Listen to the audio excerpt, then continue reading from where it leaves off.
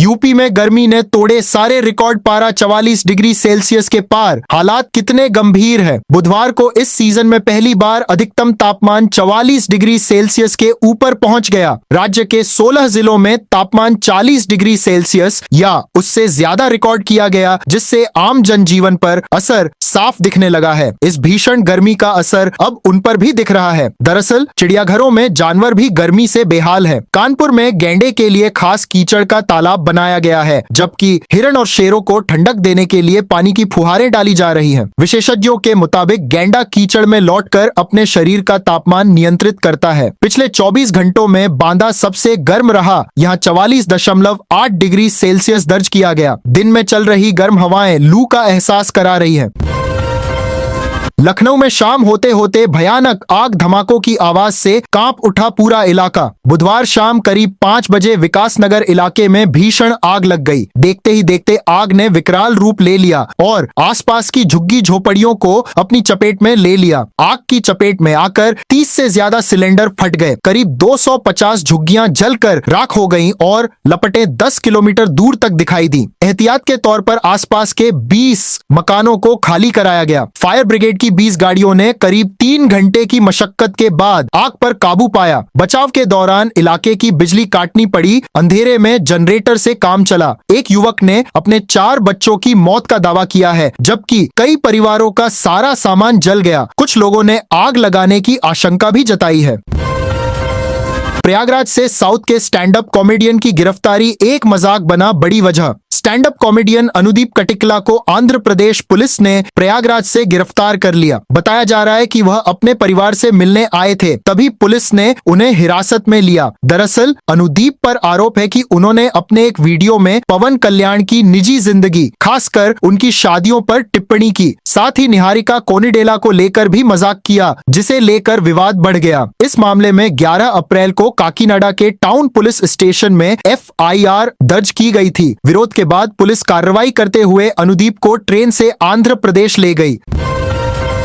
गोरखपुर में आज बड़ा सुरक्षा अपग्रेड। सीएम योगी करेंगे खास भवनों का उद्घाटन। योगी आदित्यनाथ गुरुवार को गोरखपुर दौरे पर है, जहां गोरखनाथ मंदिर क्षेत्र की सुरक्षा को मजबूत करने के लिए नए सुरक्षा भवन तैयार किए गए हैं। दरअसल करीब 9 करोड़ 18 लाख रुपए की लागत से बने ये दोनों भवन स्टिल्ट प्लस 4 मंजिला है और एक दूसरे से जुड़े हुए हैं। यहाँ पर पुलिस अधीक्षक और पुलिस उपाधीक्षक के कार्यालय के साथ कंट्रोल रूम भी स्थापित किया गया है। इसके अलावा पुलिस स्टोर रूम और मेंटेनेंस वर्कशॉप की भी व्यवस्था की गई है। मंदिर परिसर से सटे इन भवनों का उद्घाटन करने के बाद सीएम लोगों को संबोधित भी करेंगे। सुरक्षा के इस नए ढांचे से गोरखनाथ क्षेत्र में निगरानी और प्रतिक्रिया और तेज होने की उम्मीद है। झांसी के इंजीनियरिंग कॉलेज से दुखद खबर। एक छात्र ने हॉस्टल में जान दे दी। अभिषेक गौतम, जो मैकेनिकल ब्रांच का 3rd ईयर स्टूडेंट था, पढ़ाई के दबाव से जूझ रहा था। बताया जा रहा है कि कई बैक पेपर होने से वह मानसिक तनाव में था। बुधवार को उसका शव हॉस्टल के कमरे में फंदे से लटका मिला। यह घटना Bundelkhand institute of engineering and technology की है। पुलिस ने मौके पर पहुंचकर शव को पोस्टमार्टम के लिए भेजा। साथियों के मुताबिक पहले साल से अब तक 11 पेपर में वह पास नहीं हो पाया था। वहीं परिवार का कहना है कि वह ऐसा कदम नहीं उठा सकता। पुलिस अब मोबाइल की जांच कर रही है ताकि सच्चाई सामने आ सके, लेकिन यह घटना पढ़ाई के दबाव और मानसिक स्वास्थ्य पर गंभीर सवाल खड़े करती है।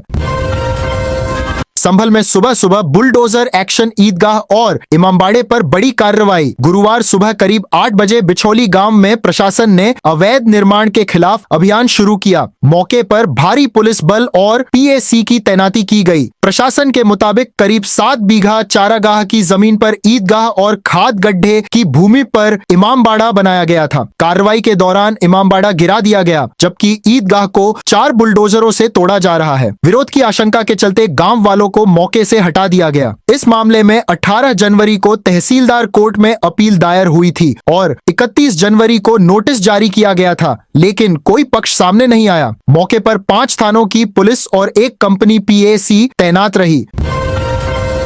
कानपुर में पुलिस का हाईटेक एक्शन ड्रोन से घेर कर पकड़े गए गांजा तस्कर। बुधवार देर शाम सचेंडी इलाके में पुलिस को लगातार अवैध तस्करी की सूचना मिल रही थी। इसके बाद टीम ने बड़े स्तर पर छापेमारी की योजना बनाई। करीब 70 पुलिस कर्मियों ने 3 ड्रोन कैमरों की मदद से पूरे क्षेत्र को घेर लिया। दौड़ाकर 7 महिलाओं समेत एक युवक को गिरफ्तार किया गया। छापेमारी एडीसीपी क्राइम सुमित रामटेके और ट्रेनी आईपीएस सुमित जाधव के नेतृत्व में की गई। पुलिस ने 3.3 किलो गांजा और करीब 92,000 रुपए नकद बरामद किए हैं। कुछ आरोपी मौके से फरार हो गए, जिनकी पहचान ड्रोन फुटेज के आधार पर की जा रही है। हैरानी की बात यह है कि यह अवैध कारोबार थाने से कुछ ही दूरी पर चल रहा था।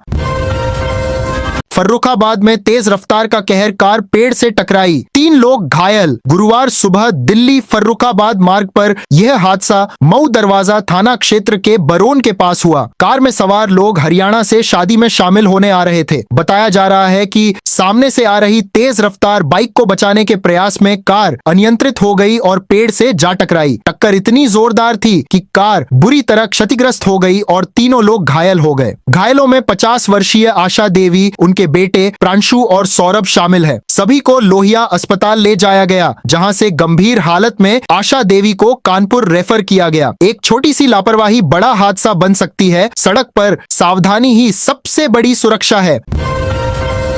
यूपी पंचायत चुनाव पर बड़ा अपडेट, आज हाई कोर्ट में होगी अहम सुनवाई। इलाहाबाद हाई कोर्ट में पंचायत चुनाव समय पर कराने की मांग को लेकर दाखिल याचिका पर आज सुनवाई तय है। इससे पहले 8 अप्रैल को यह सुनवाई टल गई थी। जस्टिस अतुल श्रीधरन और जस्टिस सिद्धार्थ नंदन की डिवीजन बेंच इस मामले को सुनेगी। इससे पहले 17 मार्च को कोर्ट ने राज्य निर्वाचन आयोग से जवाब मांगा था कि तय समय सीमा में चुनाव क्यों नहीं कराए जा सकते। 17 मार्च के बाद सुनवाई 25 मार्च को होनी थी, लेकिन वह भी टल गई। फिर 8 अप्रैल की तारीख दी गई, जो आगे बढ़ गई। अब आज की सुनवाई बेहद अहम मानी जा रही है।